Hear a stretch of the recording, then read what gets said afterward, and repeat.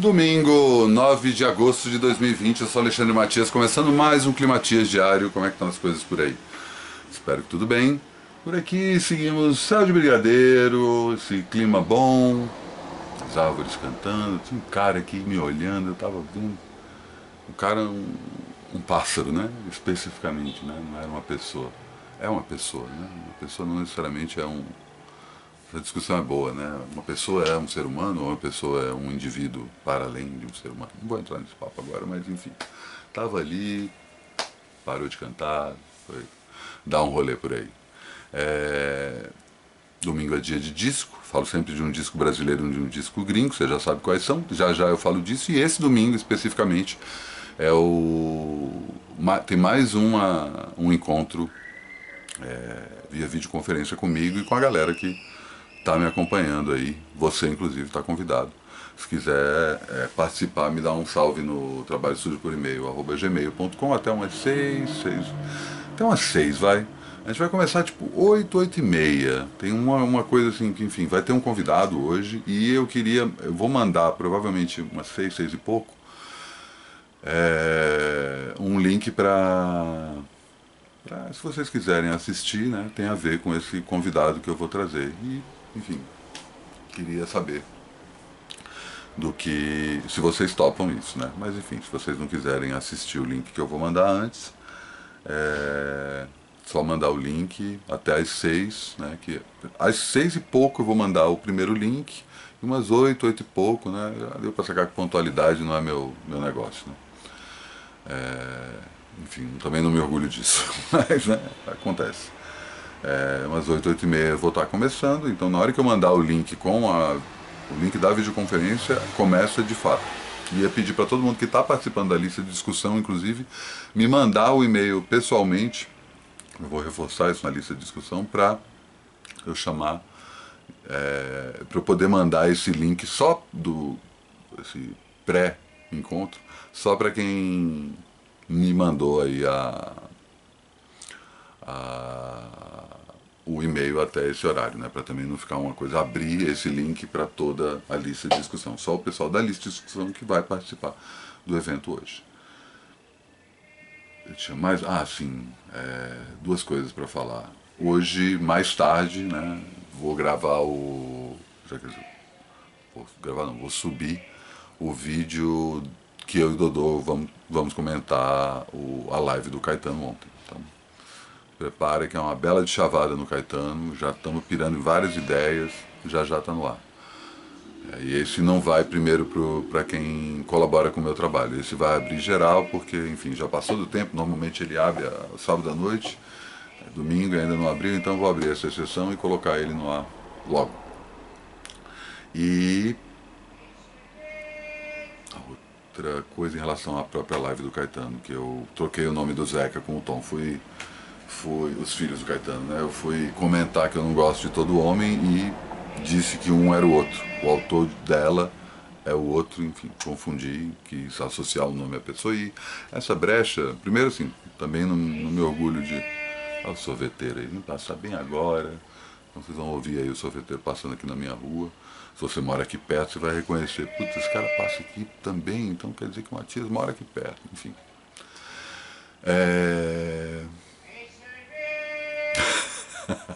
Demais, né? E não me orgulho de ter errado, trocado os nomes, mas ao mesmo tempo não me magoo com quem vem me corrigir, sabe? Eu não estou querendo dizer aqui que eu sou a prova de erros, errare humano est, o nosso mestre já endossava em latim, né? No clássico estava de Esmeraldas, e tudo bem, né, cara? Aí tô aqui expondo minhas fragilidades e não vou ficar sentido, cara. A não ser que você pegue pesado, venha falar merda, aí cala sua boca, né? Mas tipo, se é na cortesia, sabe? Se é no tipo, ó, saquei aqui que rolou isso, você trocou o nome, você falou de um ano e é outro, tudo bem, acontece. Eu tenho sempre um pré-preparo aí pro que eu vou falar, mas não é uma coisa tão na pedra, assim, e é todo esse conceito, né, que o subtítulo do Vida Fodona, meu podcast, é jornalismo oral, porque tem muito essa coisa de ser falado, né, e é meio que eu tô fazendo aqui, saca, e como toda boa oralidade há suas imperfeições. Não está escrito. É justo o contrário. É só o verbo. Então vamos falar do disco já já. Primeiro eu vou chamar minha querida Betina, que dá suas dicas de quarentena. Diga lá, Betina. Queria agradecer. Opa, sempre tem isso. Agora Oi, lá. Matias, tudo bem? Queria agradecer Eita, não. estar aqui Tá no Trabalho difícil. Sujo. Convite para dar umas dicas para os colegas. Inteiro, vai. Agora sim.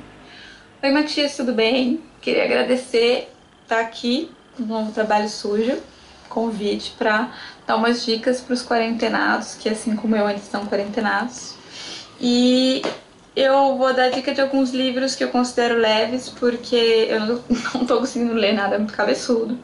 Então, o que eu tenho conseguido ler nessa época de pandemia são livros de poesia, que pra mim são livros desprovidos aí de culpa, né? Livros que você pode abrir em qualquer página, em qualquer momento, largar e voltar dali um mês, não tem problema nenhum, em qualquer outra página, em qualquer outro momento. E aí eu vou indicar dois que me acompanham muito, que eu me inspiro muito nesses dois escritores, que são maravilhosos. Ana Cristina César, aqui eu coloquei um brilhinho. Ana Cristina César, o livro Poética. Aqui tem um compilado de trabalhos dela, que ela fez em vida, e mais alguns rascunhos, acho que foi alguma curadoria da família, se não me engano. E eu acho que ela é uma poetisa bem ousada pro tempo, assim, dela, e eu gosto muito da força, sabe? Ela é muito potente na escrita, é, quase visceral, assim. Eu gosto muito da sagacidade dela, acho que ela é uma poetisa incrível, eu uso muito para me inspirar, assim. Maravilhosa, falando sobre sexualidade de uma maneira muito incrível para a época dela, para os dias de hoje também. E o outro escritor que eu vou indicar é o Paulo Leminski, toda a poesia, que aqui também é um compilado dos livros dele, e o Bigodão, né? E ele é um escritor meu conterrâneo, Curitiba, e ele é um escritor também extremamente sagaz, que tem ali uma raiz na poesia concreta, e aqui como é um compilado também é bem legal ver ele virando a página assim de um livro para o outro. Me inspira muito, muitíssimo mesmo. Eu vou indicar um filme que é um filme que eu acho divertidíssimo, é uma comédia indie, chama Frank. É um filme britânico, irlandês ali, que conta a história de uma banda que se forma com um líder que usa uma cabeçona gigante de papel machê e que ele não tira nunca, tipo, as pessoas não veem ele, os próprios companheiros de banda não veem ele sem essa cabeça de gigante. Eu acho bem espirituoso, um filme extremamente espirituoso. E lida bastante com a questão da música, do que é escrever a música, do que é, né, o que é real, o que é verdadeiro, o que não é verdadeiro. Enfim, eu acho divertidíssimo. E é baseado na história real de um cara dos anos 80 da Inglaterra que não tirava a cabeça pra nada. Diz que ele até usava um clipe embaixo da cabeça, chegou a deformar o nariz. É bem interessante, bem divertido. De disco, eu vou indicar um disco que me faz muito bem quando eu acordo, que é o Sparkle Horse, It's a Wonderful Life. É um disco maravilhoso. E assim, sério, se você quer passar o dia bem, pelo menos pra mim funciona. Eu tenho um quê de melancólica, né? Melancolia me acompanha, então é uma tristeza tão bonita e assim, sei lá, me deixa bem. É um disco que me deixa muito pra cima.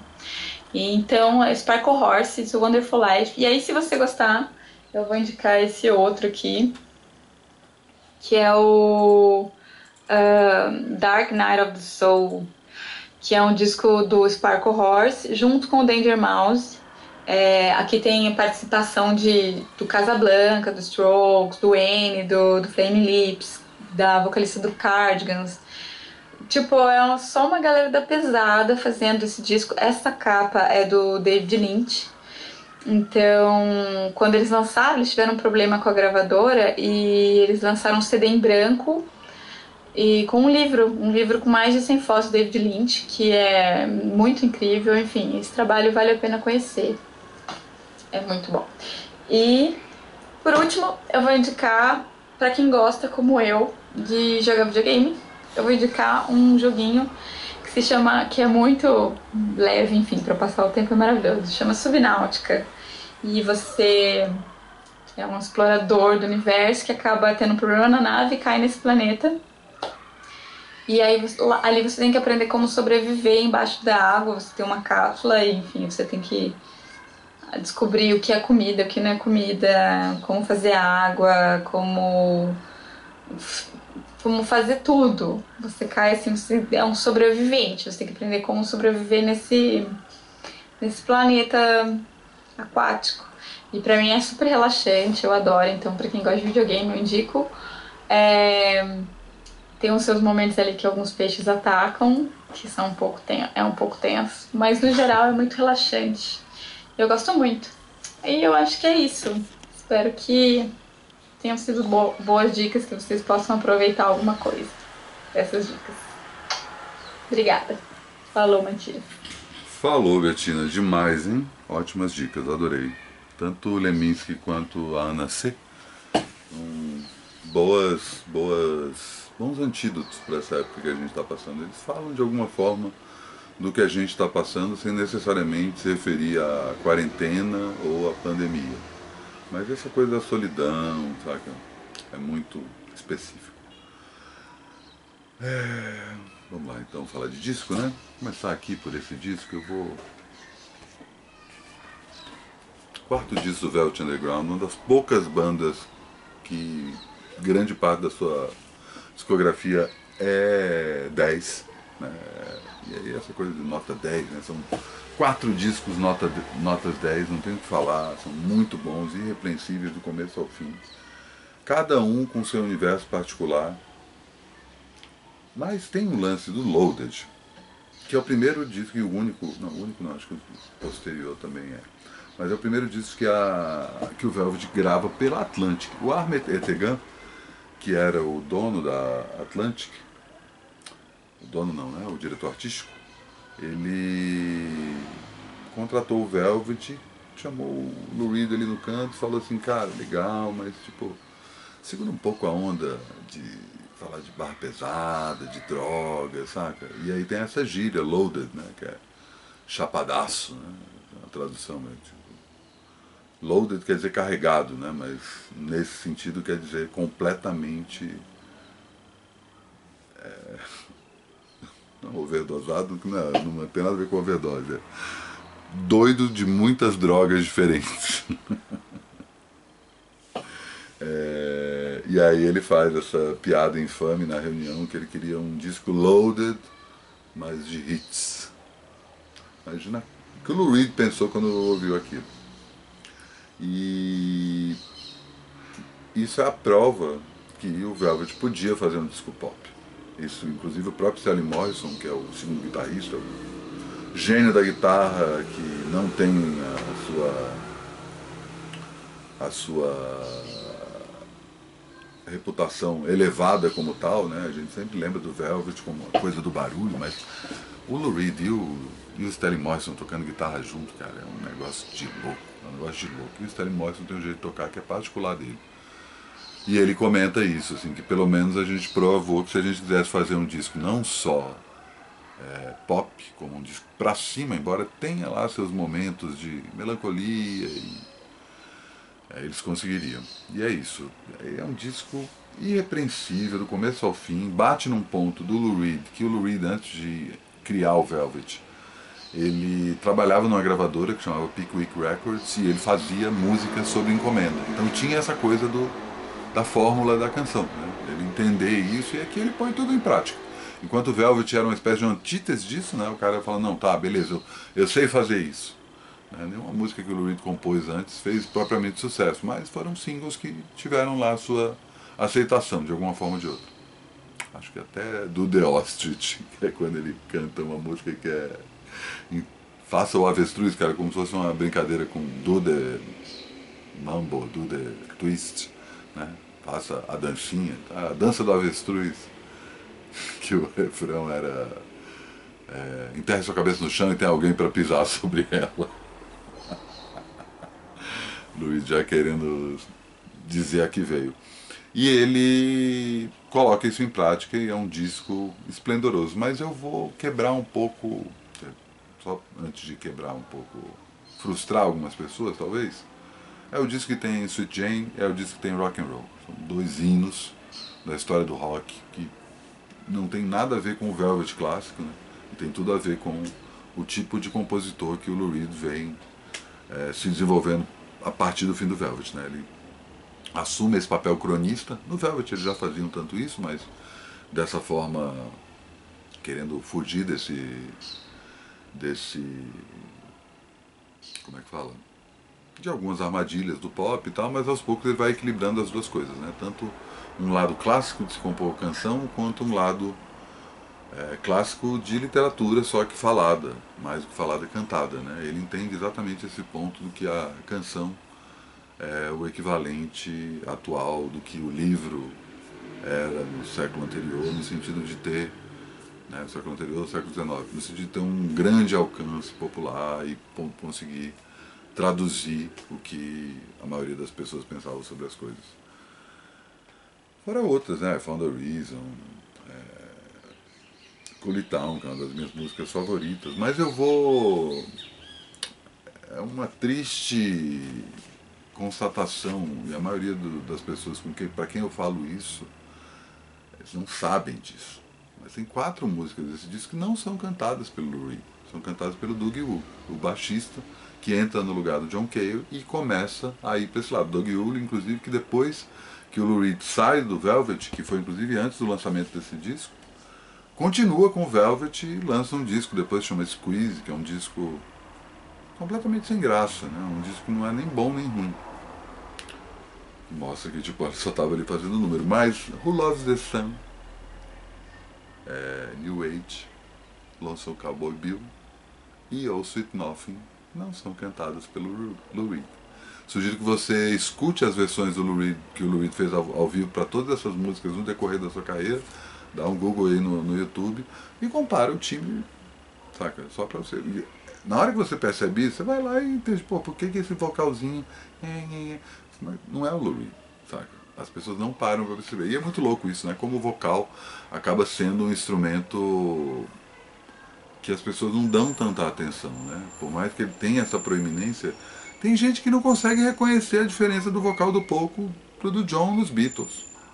E eu acho que não é falta de noção. É uma falta de noção.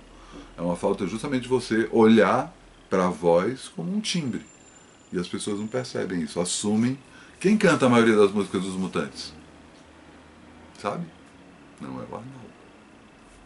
Não é o Arnaldo. É o Sérgio e a Rita. O Arnaldo canta um ou outro. O Arnaldo canta dia 36. É a mesma coisa aqui. E ainda tem uma outra coisa, que apesar... Aí tem uma questão que na contracapa o crédito pro Lou Reed vem em terceiro, ó, até Doug Yule, olha o tanto de instrumento que o cara toca. Tá, como esse cara é foda. Depois vem o Stanley Morrison, depois veio o Lou Reed. O Lou Reed ficou puto. Eles colocaram isso porque Lou Reed saiu antes do disco ser lançado. E ele também é puto tanto com a mixagem, que ele deixa o disco muito mais solado do que eles tinham pensado, quanto, por exemplo, Sweet Jane tem um trechinho que ele canta Heavenly Wild Roses can't go when you smile. É uma pontezinha assim entre dois pedaços, lá lá lá lá lá lá lá, que desaparece. Depois o próprio Lou Reed, que quando ele continua tocando ao vivo, ele ainda mantém essa parte do Heavenly Wild Roses, mas aos poucos ele vai tirando. O fato é que ele não gostou. E aí eles tá bom, Luiz, então coloca o cara em terceiro. E no final tem a Maureen Tucker, a Mo Tucker na bateria. Só que a Mo não tocou nesse disco, a Mo estava grávida. Quem tocou bateria nesse disco foi o próprio Doug Yule, tocou em algumas músicas, tem outros músicos de estúdio, enfim. É um disco solo do Lou Reed. E tem um comentário muito bom. Tanto New Age quanto Train Coming Round the Bend. As duas músicas comentam a indústria fonográfica, né, de um jeito muito sutil e mostrando para o outro lado. Né, o Train Coming Round the Bend, Train Round the Bend, não é Coming Round é o jeito que ele canta, Train Round the Bend. Que ele fala assim que eu só sou um garoto da rua, da cidade, eu não quero ficar no campo, eu quero cantar a vida da cidade. Tipo, não vem com esse papo de Who Loves the Sun, não. Eu até faço isso, mas eu não sou essa pessoa. E depois ele se encarna no papel do fã com a atriz decadente em New Age. Cara. Maravilhosa, né? Maravilhosa. Disco inteirinho bom, Velvet Pop, vai atrás. E o outro disco, já passei o tempo? Já passei, mas tudo bem, vai. E o outro disco é esse aqui, que muita gente não conhece. O disco do Tiago França, Malagueta, Perus e Bacanaço, com o texto da contracapa escrito pelo Rômulo Frois. Tá todo a cruz aqui reunida, né? Que é Cabral no baixo, Rodrigo Campos cavaquinho, Kiko Dinucci, Ganjamin tocando Hammond, Ogi, Jussara, o próprio Rômulo fazendo locução, o Maurício Pereira fazendo locução, o Anderson Quevedo, o Amilcar e o Didi Machado no sopro e o Pimpa na bateria e percussão. É um disco, o nome, não sei se vocês, o Thiago França, né, espero que vocês conheçam, né, um terço do Metá Metá, o capitão da charanga do França, também puxa o sambanzo, também puxa o... Qual é o nome do projeto dele de free jazz? Aí, esqueci de novo, desculpa. Mas ele tem alguns discos solo, né, tem o famoso ali do Bonezinho, né, em 2009. E esse é de 2013, que é comemorando o cinquentenário do livro de mesmo nome, Malagueta, Perus e Bacanaço. É um livro de um escritor paulistano chamado João Antônio, que é um cara que narra a vida em São Paulo, né? E aí também tem uma coisa que no Polimatias da semana passada, quando eu estava falando sobre São Paulo visto de fora, eu só li esse livro do João Antônio, né? Eu não sou versado no resto da obra do cara, mas realmente uma ótima tradução do que é São Paulo, vai acompanhando esses três personagens do título, que dão um rolê ali, acho que eles saem de Perdizes, vão para Pinheiros, vão para o centro, passam na Água Branca, terminam na Barra Funda. É um percurso, e o livro, assim, pá, você lê numa talagada, assim, é muito... E é um disco, tipo, na hora que o Thiago começou a ler, ele também leu numa sentada só. Eu fiz uma entrevista com ele lá no Trabalho Sujo, na época do lançamento. Dá um Google lá que tu acha, e uma entrevista foda, assim, ele fala um monte de coisa foda. Sobre como ele foi inspirado pelo silêncio do livro. À medida que ele ia lendo o livro, tem um outro filme que é inspirado nesse livro, que tem a trilha do João Bosco e do Aldir Blanc, que ele falou, inclusive, que ele não viu para não ser inspirado. E à medida que ele ia lendo, ele ia pensando na musicalidade daquele momento e mostrando o tempo todo que tem essa São Paulo, né? Tem essa São Paulo aqui, sabe? E ao mesmo tempo comparando, ele compôs entre 2009 e 2010, mas esperou 3 anos para coincidir com o lançamento do aniversário dos 50 anos do livro, muito também como um manifesto dele em relação a São Paulo, que ele ainda acha que existe por baixo do shopping center, por baixo desse canteiro de obras, por baixo dessa depredação do próprio histórico de São Paulo, né? E essa São Paulo é humana, né? São Paulo é menos... Tem as ruas, tem as esquinas, tem os bares, tem as sinucas, mas é uma São Paulo de pessoas, que não são os yuppies, nem os hipsters, né? Não são executivos, nem motoboys. São pessoas que vagam pela cidade vivem suas histórias, independente de qual é o emprego, qual é o rótulo, estão simplesmente vivendo. E é o disco de samba do Thiago, assim, ele abraça isso, é um disco maravilhoso, eu amo esse disco, assim, tem duas das minhas músicas favoritas dele, que é São Paulo de Noite, que, tipo, São Paulo de Noite e Bolero de Marli, eles te levam para um lugar que você fala assim, eu já tive aqui mais de uma vez, saca? Mas é isso, cara, é impressionante, é um descasso. E, infelizmente, muita gente não o conhece.